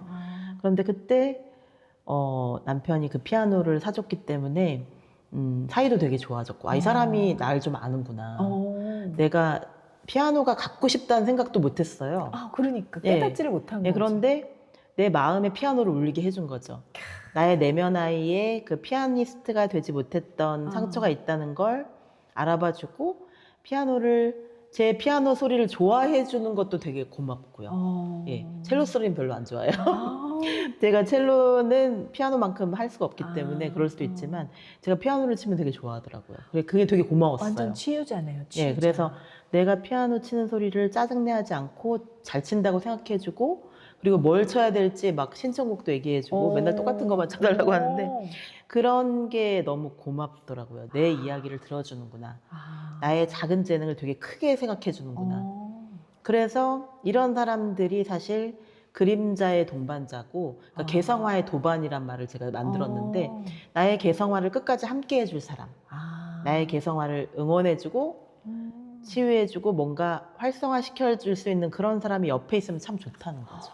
그쵸. 친구일 수도 있고 그런데 자주 보는 게 되게 중요하기 때문에 친구나 파트너나 또는 뭐 가족일 수도 있지만 그러면은 많은 분들이 이제 결혼 상대감을 고를 때 굉장히 이제 고민을 많이 하는데 약간 그것도 하나의 큰 조건이 되는 건가요? 그럼요. 왜냐하면 내 내면 아이의 상처를 알아주는 사람 그 사람만큼 좋은 파트너는 없을 것 같아요. 그걸 내면 아이의 상처가 나왔을 때 짜증내는 사람은 그림자를 돌봐줄 능력이 없는 사람이고 그리고 사이가 안 좋아질 수 있어요. 물론 많은 걸 바랄 수 없을 때도 있지만 그냥 함께 하는 것만으로도 좋을 수도 있지만 우리가 인생에서 막 뭔가 험한 파도를 만날 수도 있고 나도 모르게 내면 아이가 이렇게 정말 솟아오를 때가 있어요. 그때 내가 한 번이라도 엄마의 칭찬을 받았더라면 그때 내가 한 번이라도 어른들의 응원을 받았더라면 이렇게 안 됐을 거야 라는 부분이 누구에게나 조금씩은 있거든요. 그런데 그 부분을 이해해주고 보듬어주는 사람이 내 옆에 있으면 그렇게 흔들리지 않게 돼요. 그냥 이 사람은 내가 어떻게 해도 나의 가장 소중한 잠재력을 알아주는 사람이구나 이러면 안심이 되죠. 기본적으로 출발점이 다른 거예요. 나를 이해해주는 사람이 지구상에 한 명은 있다. 그럼 그 사람의 눈을 보고 하면 되는 거예요. 내가 새로운 도전을 하고 그러니까 내면 아이가 강하게 이렇게 단단하게 다져진 사람들은 새로운 도전을 할 수 있어요. 모험을 할 때 두려움을 덜 느껴요. 왜냐하면 실패를 해도 이 사람이 날 보듬어주고 응원해줄 거라는 걸 알기 때문에 그 성인자의 그 뭐랄까요 든든함 이런 게 있는 거죠. 그런데 내가 실패했을 때 배우자나 주변 사람이 가장 더 영향을 받고 더 슬퍼하고 더 힘들어한다면 내가 새로운 도전을 못 하게 돼요. 실패해서 이혼하는 사람들도 많더라고요. 많죠. 그러니까 그림자를 보살펴 줄 수 있는 사람인가를 그 사람의 조건이나 직업보다 그림자를 그래서 겪어보고 결혼하는 게 좋아요. 나에게 그림자가 닥쳐왔을 때 나한테 트라우마가 생겼을 때 그 사람이 어떻게 해주는가를 한 번쯤은 보고 결혼해야 그래야 더 오래 갈 수 있는 것 같아요. 그 동지애라는 게 생겨야 사랑은 이렇게 파도처럼 이렇게 올라오기도 하고 내려가기도 하잖아요. 그런데 동지애는 식지 않아요. 그래서 그런 내면의 파트너, 그림자까지 보살펴 줄 수 있는 그런 사람을 만나면 너무 좋을 것 같아요. 그렇구나. 어린 왕자 얘기하다가 네, 예. 너무 긴 이야기가 예. 나오고 있습니다. 재밌습니다. 그래서 네. 이제 우리가 꿈을 포기한 네. 기억들이 어린 내면 아이가 꿈꾸던 꿈이라고 해야 될까? 네. 이제 그런 것들을 그 현실에 부딪혀서 어른들의 시선에 부딪혀서 네. 포기한 기억들이 여기서 이제 조종사가 네. 화가를 포기하고 그래도 그나마 네. 자기의 꿈과 가까운 하늘을 나는 네. 조종사를 택하게 된 그런 얘기가 나오고요. 그런데 어린 왕자가 자꾸 그림을 그려달라고 하잖아요. 그래서 이 사람이 화가의 꿈을 조금은 이룬 거예요. 어린 왕자 때문에. 그러니까 그 꿈을 다시 생각해내게 한 게 내면 아이의 그럼요. 어린 왕자군요. 예, 그 내면 아이를 만날 수 있었기 때문에 배경이 사막이라는 것도 되게 상징적이죠. 그러니까 조종사가 사막에 정말로 불시착한 경험이 있기도 했지만 네. 거기에 플러스 사막이라는 것이 일종의 집단 무의식을 건드리는 어떤 배경이거든요. 아무것도 없다면 나는 무엇일까? 이 건물, 이 책상, 이 의자, 이 냉장고, 뭐 이 모든 가재도구가 없어도 그럼에도 불구하고 그게 사막이잖아요. 그런 상황에서 진짜 나는 무엇일까? 아무것도 딴 게 필요하지 않고 예, 내 생명을 맞아요. 오로지 대하고 있는 거잖아요. 네, 그 생명의 가장 원초적인 부분만 남았을 때 그래도 내가 제일 하고 싶은 건 무엇일까? 그건 조종사는 그때 화가의 꿈이 떠올랐고 그 화가의 꿈을 어린 왕자를 통해서 저는 성취했다고 생각을 하는 거죠. 어린 왕자가 그려달라고 하니까 양을 그려달라고 하고 그게 너무 놀라웠어요. 예. 보아뱀 네. 모자 네. 어린 왕자 딱 알아보고 그러니까요. 한 번에 알아보잖아요. 딱 알아보고서 보아뱀은 됐고 난 코끼리는 우리 별에 너무 커. 막 나무를 예쁘게 놀랍더라고. 그려줘도 어떻게 알았지? 예. 큰 바오밥 나무는 우리 행성에서 자랄 수 없다. 그러니까 이 아이는 이제 내면 아이라고 하기에는 또 너무 지혜롭기도 해요. 어린 왕자는. 그러니까 내면 아이와 현자가 같이 들어있는 것 같아요. 어린 왕자 자체가. 예, 그래서 근데 어린 왕자가 여러 별을 여행해 보면서 뭐 가로등지기도 만나고 또 왕도 만나고 혼자서만 잘난 척하는 왕도 만나고 정말 많은 사람들을 만나서 그 여행을 통해서 성숙하고 그러니까 겉모습만 아이일 수도 있어요. 그러니까 어떻게 보면 어른의 나쁜 점을 뺀 아이, 예, 어른의 좋은 점만 갖고 있는 아이일 수도 있어요. 그런데 저는 그렇게 해서 어린 왕자는 자기가 일부러 막 그림을 그려 막 당신은 화가가 돼 이 말을 하나도 안 하고 조종사의 내면 아이의 꿈을 이뤄준 거예요. 그림을 그릴 수 있게 해줬고 또 하나는 저는 핵심 트라우마가 되게 중요하다고 생각하는데 이게 어디 나오냐면 162페이지. 예, 162페이지에서 어린 왕자의 핵심 트라우마 같은 경우는 장미를 버리고 온 거잖아요. 맞아. 장미를 사랑하면서도 장미의 허영심을 발견하고 장미의 거짓말을 발견하고 그 순간 그게 장미의 그림자인 거죠. 장미가 이제 일종의 스타의식이 심한 내면아이인 거예요. 그래서 자기가 거짓말을 해놓고도 막 헛기침을 막 하고 자기는 여기서 그러니까. 이 행성에서 태어났는데 다른 별에서 온 것처럼 얘기하고 막 그런 것이 약간의 그 자기를 최고의 존재로 바라봐 줬으면 하는 이런 것인데 그건 저는 장미만이 그런 것이 아니라 사랑의 본질인 것 같아요. 예, 사랑이라는 것이 이 장미처럼 내 거짓말도 다 받아줬으면 좋겠고 내가 제일 예뻐 나를 보호해줬으면 좋겠고 내 그림자를 다 알아줬으면 좋겠고 장미가 너 빨리 가도 돼. 너 이제 그만 가. 나는 혼자서 잘할 수 있어라고. 나는 가시가 있으니까 나를 보호할 수 있다고 주장을 하잖아요. 거짓말이잖아. 그거 거짓말인 거죠. 그러니까 나는 네가 필요해라는 말을 반어적으로 하는 거. 근데 이제 어린 왕자가 막 땅을 치면서 울면서 내가 너무 어려서 몰랐다고 하잖아요. 근데 그게 너무 귀엽고 너무 귀엽죠. 네.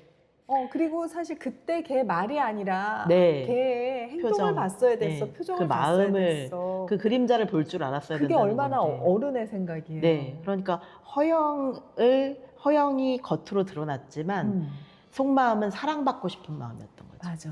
예, 그리고 그걸 이해해 줬어야 어린 된다는 왕자한테 거죠. 향기를 제공하고 네. 어린 왕자한테 예쁜 꽃을 제공했으니까 나를 좋아해주고 그렇죠. 나한테 잘해준 거였는데 네. 얘가 겉으로 잘난 척하는 것만 보면서 내가 떠나온 거잖아. 네. 그 얘기. 그러니까 일종의 심리학적으로 보면은 가해자의 트라우마예요. 이거는 자기가 상처받아서 힘든 게 아니라 자기가 상처를 줬기 때문에 힘든 거예요. 가해자의 트라우마인데 그거를 저는 너무 이거를 풀어가는 과정이 여우를 통해서 사랑에 좌절받은 상처를 우정을 통해서 치유하는 이야기로 봤거든요. 여우가 그 사랑의 본질을 깨닫게 해주죠. 네가 느꼈던 건 분명 사랑이고 너 이렇게 5,000송이의 장미가 있어도 그 장미는 네가 사랑했던 장미가 아니라고. 5,000송이의 장미가 아무리 똑같아 보여도 전혀 똑같지 않고 네가 물을 주고 애정을 주고 대화를 해준 장미는 이 세상에 하나뿐이라고 얘기를 해주죠. 제가 어린 네. 왕자를 막 대충 막 너무 유치하다 생각하면서 대충 읽었지만 이 길들이다는 이 부분은 너무 이제 정말 망치로 한 대 그렇죠. 얻어맞은 것처럼 제 인생관을 완전히 바꾸게 만든 부분이에요. 초등학교 때 네. 인생관을 바꾼. 그러니까 수많은 장미 중에 너의 장미가 소중한 거야 라고 얘기해주고 길들인다는 거의 의미 그리고 뭐 맞아요. 내일 3시가 되면 뭐 나타난다 뭐 예, 이런. 밀밭에 밀만 봐도 네가 그리워질 거라고. 그래서 예. 그렇구나. 남들이 소중한 게 아니라 나에게 소중한 게 정말 중요한 거고 그게 보석 같은 거구나를 네. 그때 이제 너무 이렇게 깨닫고서 그 다음에 누구한테 말하거나 글 쓸 때 많이 써먹었던 것 같아요. 네. 그 부분을. 그렇죠. 예, 그렇게 써먹는다는 게 참 중요한 게 고전을 살아내는 거거든요. 문학을 살아내는 거. 제가 공부할 권리라는 책에서도 쓰면서 되게 신났던 부분이 공부가 권리가 되는 순간, 공부가 의무가 아니라 권리가 되는 순간은 공부를 내가 실제 삶에서 살아내는 순간, 그걸 이렇게 저절로 외워져서 사람들한테 얘기해 줄 수 있을 정도로. 근데 그게 너무 자연스러워서 너무나 자연스럽게 그 삶 속으로 스며들 수 있다면 공부가 빛이 되고 꽃이 되는 순간이잖아요. 그러니까 저는 이 핵심 트라우마를 마주해야 되는 이유가 어린 왕자가 자기가 잘못했다는 걸 깨달으면서 자기는 다시 그 별로 돌아가야 된다고 자기 미션을 깨닫는 거. 이 지구가 좋지만 이 지구에서 계속 있으면 장미를 못 만나잖아요. 그래서 당신을 162페이지요. 당신을 아직도 잠 못 이루게 하는 아픈 기억이 있나요? 그 기억이 당신의 어떤 가능성을 붙잡고 있는 것일까요? 그 가능성이 햇빛아이라는 거죠. 당신의 핵심 트라우마를 기억하는지요. 당신의 삶에서 가장 아팠던 기억들, 그 중에서도 유독 더 아픈 기억이 있다면 그것이 당신의 핵심 트라우마입니다. 그 트라우마를 아무도 볼 수 없는 곳에 적어두세요. 아무도 볼 수 없는 네, 곳에? 일단 기록하다가 눈물이 나거나 너무 힘들면 잠시 멈춰도 됩니다. 그리고 기운을 다시 차리면 다시 기록해 보세요. 맛있는 걸 먹어도 좋고 좋은 사람을 만나도 좋고 일단 기운을 차리시고 다시 또 마주하세요. 핵심 트라우마를 다 적고 나서 그 기록을 일주일에 한 번씩 열어보세요. 그리고 그 핵심 트라우마 중에서 내가 이렇게 했다면 좋았을 텐데 라는 생각이 드는 부분들을 적어두세요. 두꺼운 노트가 필요할지 뭔가 상황을 바꿀 수 있는 어떤 액션이 있었을 거예요. 저도 피아노를 그냥 포기만 하지 않고 그냥 성인이 돼서도 계속 피아노를 학원을 다녔으면 좋겠다는 생각이 들더라고요. 그랬더라면 내가 훨씬 더 상처가 줄어들고 꼭 드레스를 입고 피아노를 콩쿠르에서만 쳐도 되는 건 아니죠. 그런 게 아니라 이제는 그냥, 그걸 아는데 그냥 피아노를 그냥 연주하면 되는구나. 옛날에 그런데 예전에는 어떤 막 과정을 거쳐야 되고 유학을 가야 되고 이렇게 생각했던 거죠. 맞아요. 만 해야 의미가 있다고 생각을 근데 했으니까. 내 삶에 피아노가 들어오게 하면 되는데 내 삶에 피아노를 초대하면 되는 거였는데 피아니스트가 돼야 한다는 그런 어떤 이상을 세워놓고 혼자 무너뜨리고 맞아. 예, 그게 그 상처가 좀 어떻게 생겼냐면 이모가 그냥 그렇게 얘기를 하는 거예요. 이모가 제가 피아니스트가 꿈이라고 그러니까 7살 때 이모 나는 피아니스트가 물어보길래 그냥 대답했을 뿐이에요. 그래서 대답했더니 이모가 코웃음을 치면서 예, 피아니스트는 부잣집 애들만 되는 거야 라고 얘기를 한 거예요. 이모는 당시에 그렇게 생각했던 거예요. 이모도 20살밖에 안 됐었거든요. 지금도 그렇게 생각할 수도 있지만 근데 이문찬 아니잖아요. 그러니까 그렇게 있는데 네, 그렇게 저는 좋은 사람들이 많은데 아나운서는 부잣집 애들만 되는 오, 그런가요? 아니죠. 몰라서 물어봤어요. 아니죠. 네네. 월급도 엄청 많이 받는 줄. 그러니까 더 이게 도전하는 게 굉장히 힘들었던 그런 게 있었어요. 생각과 너무 달라서. 전혀 아니죠. 네.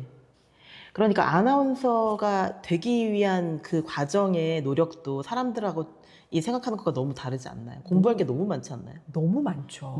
네, 정말 열심히 요즘 했죠. 사실 공부를 잘해야 아나운서가 되는 건가요? 그러면 지금은 어떻게 좀 되나요? 다를 수 있는데 하여튼 네. 우리는 필기시험 먼저 필기시험. 보고 그 안에서 이제 또 했고, 카메라 테스트도 있고 카메라 테스트도 하고 네. 했는데 네.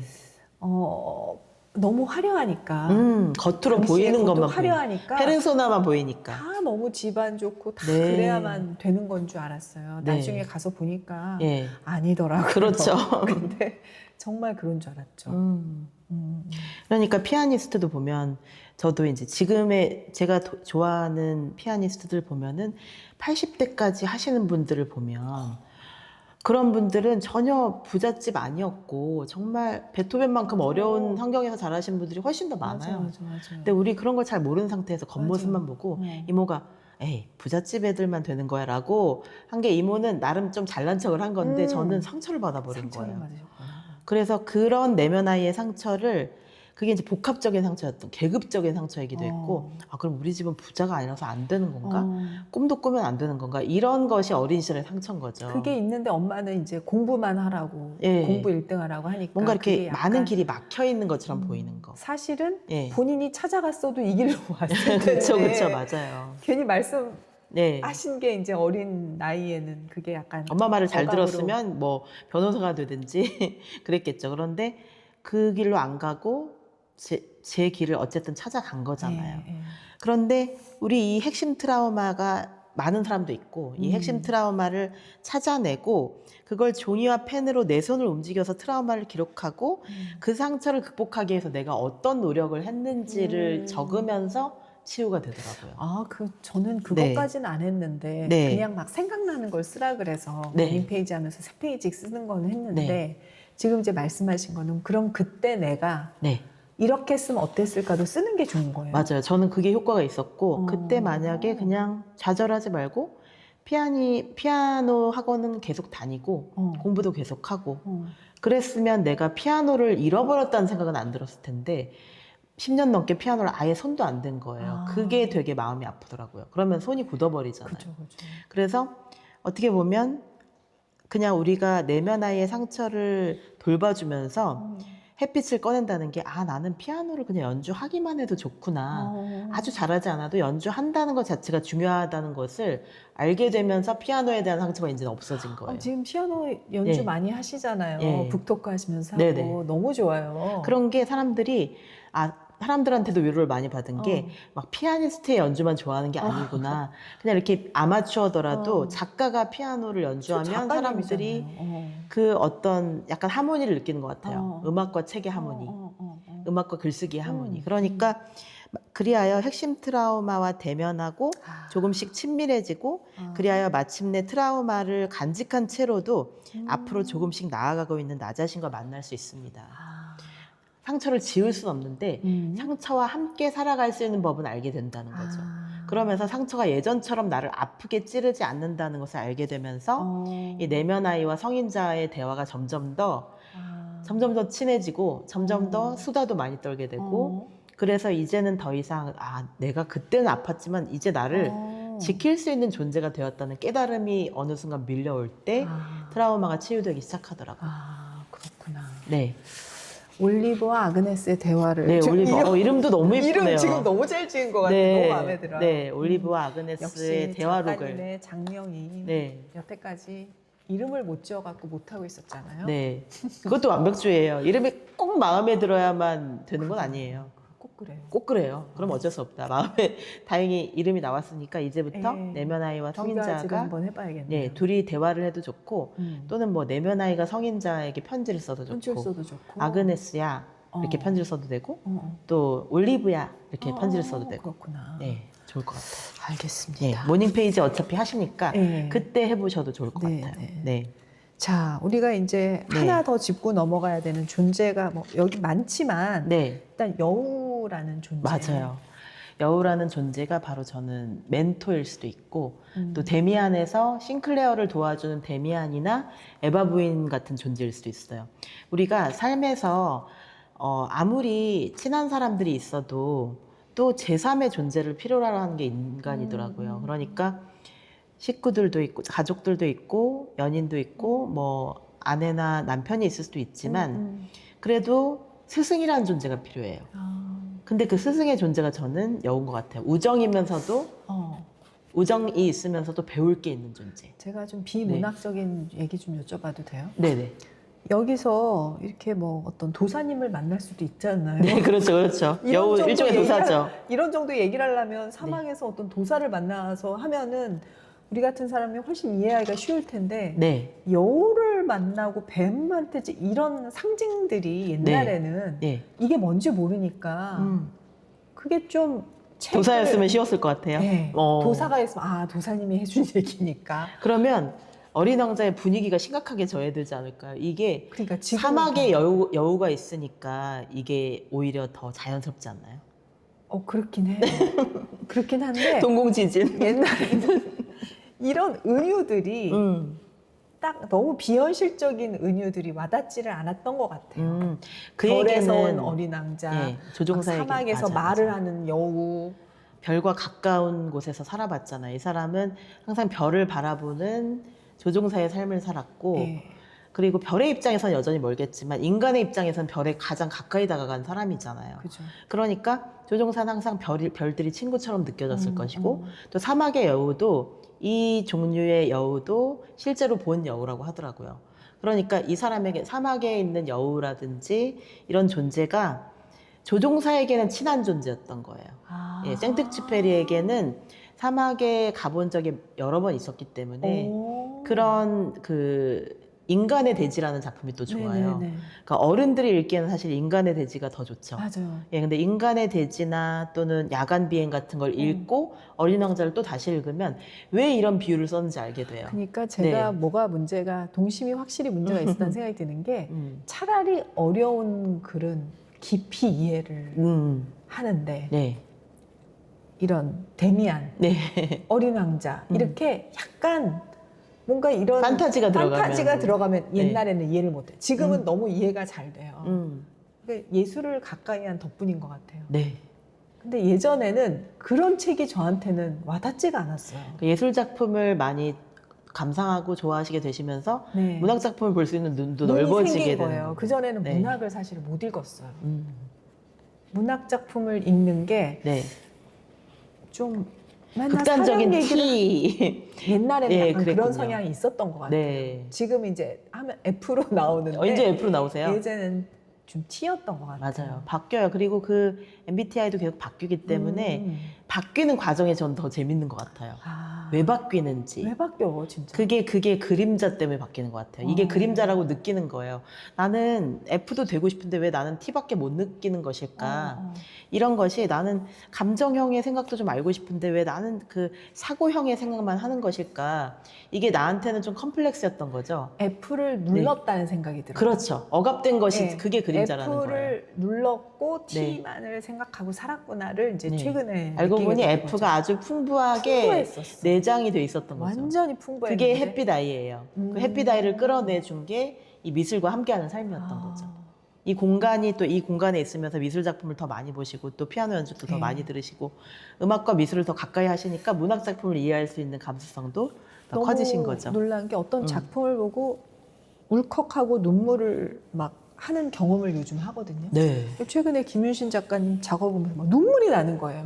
그 작업에서 손길과 눈길과 그 마음길이 다 느껴지는 거예요. 이렇게 이렇게 감정이 풍부해졌어요.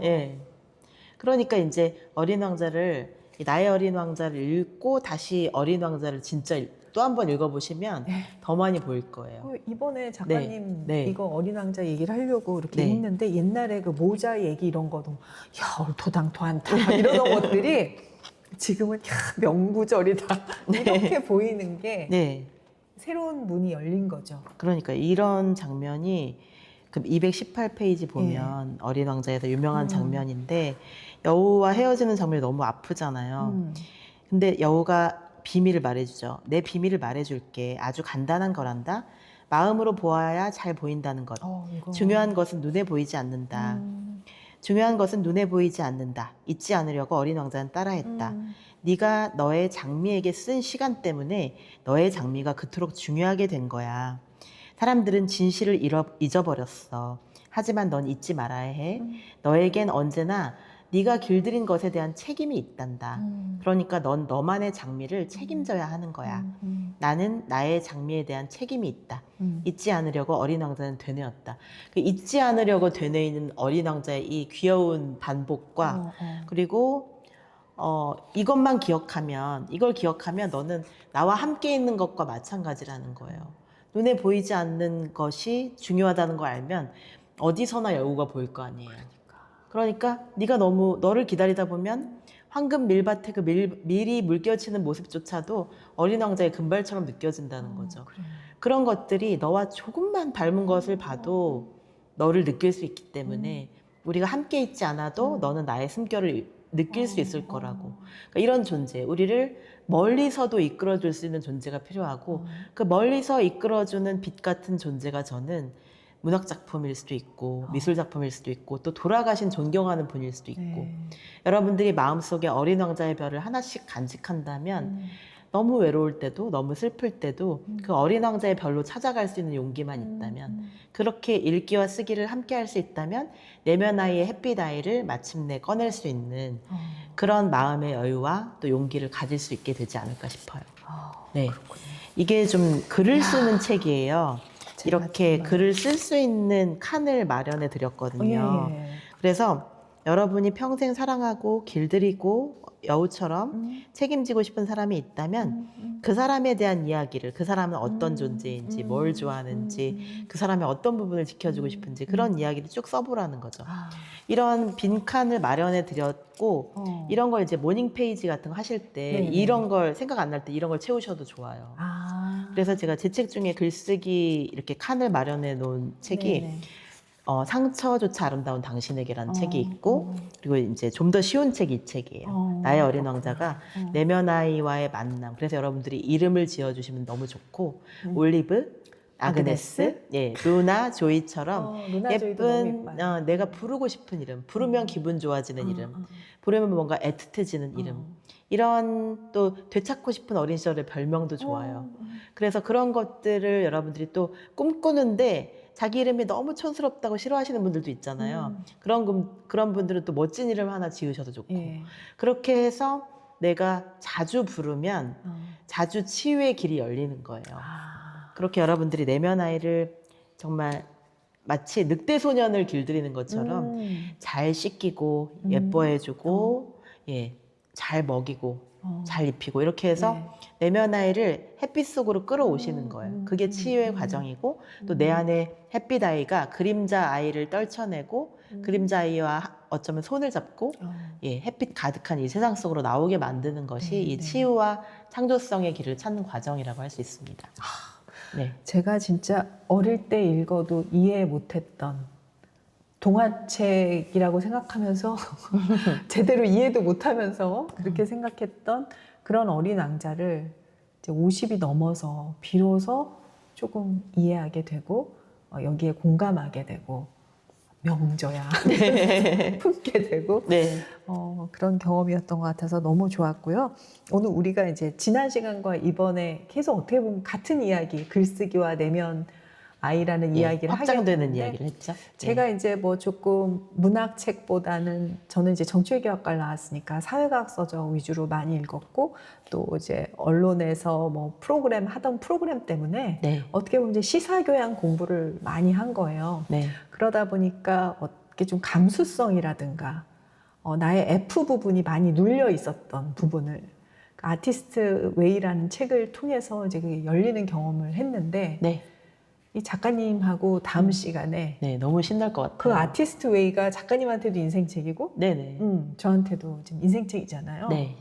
그래서 이제 드디어 그 책을 좀 하면서 우리 내면 아이를 좀 또 창조성을 꺼내보는 시간을 가져보려고 합니다. 아티스트 웨이는 참 좋은 게 그런 구체적으로 그림자와 어떻게 싸워서 창조성을 끌어내는지에 대한 본인의 경험을 굉장히 많이 이야기해 주셔서 아주 좋은 우리의 내면 아이를 보살필 수 있는 내 안에 햇빛 아이를 꺼낼 수 있는 시간이 될 것 같습니다. 혹시 이제 이 방송을 어느 순간부터 이제 보고 계신 분 중에 네. 아티스트 웨이라는 책을 안 읽으셨다면 한번 또 같이 읽으면서 이 시간을 함께 하셔도 좋을 것 같고요. 예.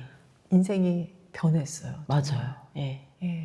내가 할 수 없다고 생각했던 것을 할 수 있게 돼요. 할 수 있게 됐어요. 네. 예. 그리고 그게 아주 중요한 인생의 변화라서 맞습니다. 다시는 그 전으로 돌아갈 수는 없답니다. 완전 지금 변곡점이 네. 돼서 그 책은 근데 이제 저는 이제 그 책을 한 3년에 걸쳐서 몇 번을 읽고 네. 이제 고이 돋던 거예요. 네. 근데 작가님이 얼마 전에 그 얘기를 하시는 거예요. 저는 지금도 자주자주 힘들 때는 그냥 한 페이지씩 읽어봐요. 네. 그 얘기를 해서 그러면 되는데 볼 네. 때마다 좋은데 꼭 풀텍스트로 안 읽어도 되고 나는 중간중간 왜 이거를 읽어도 넣어놓고 돼요. 있었지? 막 네. 이런 생각을. 자주 보면 좋은 책은 좋은 에너지를 갖고 있기 때문에 내가 그냥 소리내서 읽거나 필사하거나 한 페이지를 보기만 해도 기분이 좋아지고 그게 좋은 방법이에요. 예. 그래서 우리가 그 부분 이 스토리가 내장되어 있기 때문에 한 번 읽으면 그 부분만 읽어도 전체가 깨어나거든요. 그 읽으면 다시 네. 이제 리마인드가 되면서 다시 네. 힘이 생기는데 맞아요. 우리가 조금 시간 지나면 또 시들시들해지잖아요. 네. 잊어버리게 되고. 그래서 항상 다시 보면 좋을 그런 책으로 꼭 보이는 책입니다. 네. 다음 시간도 기대해 주시기를 바랄게요. 예, 아티스트 웨이 또 다음 시간에 네. 함께 하도록 하겠습니다. 네, 감사합니다. 감사합니다.